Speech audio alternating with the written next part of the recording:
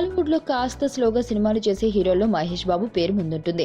ఒక మూవీ తర్వాత ఒకటిగా హడావుడిగా లేకుండా తీరిగ్గా సినిమాలు చేయడం మహేష్ అలవాటు. ఎక్కువ సినిమాలు చేయాలనుందని అంటాడే తప్ప ఆచరణలో పెట్టడు. కానీ ఇప్పుడు మహేష్ కూడా స్పీడ్ పెంచాడు. ఒక మూవీ సెట్స్ మీద ఉండగానే మిగిలిన వాటిని కూడా లైన్ లో పెట్టేస్తున్నాడు. కొరటాల శివతో సినిమా చేస్తాడని మొన్ననే అనౌన్స్మెంట్ వచ్చింది. ఈ ప్రాజెక్ట్ కి సంబంధించి ప్రీ ప్రొడక్షన్ నడుస్తుండగానే ఇప్పుడు మహేష్ 25వ సినిమాకు సంబంధించిన ప్రకటన కూడా వచ్చేసింది. మహేష్ ప్రెస్టీజియస్ మూవీకి దర్శకత్వం వహించబోతున్నట్లు ప్రముఖ డైరెక్టర్ వంశీ పైడిపల్లి తన సోషల్ మీడియా పేజ్లో అనౌన్స్ చేశాడు. మహేష్ 25వ సినిమా పీవీపీ బ్యానర్ కి చేయాల్సి ఉన్నప్పటికీ గత కొన్ని రోజులుగా ప్రచారం జరుగుతున్నట్లు ప్రముఖ నిర్మాత దిల్ రాజు సీన్ లోకి వచ్చాడు. మరో పెద్ద నిర్మాత అశ్విని దత్ సంయుక్తంగా మహేష్ 25వ సినిమాని నిర్మించనున్నారు.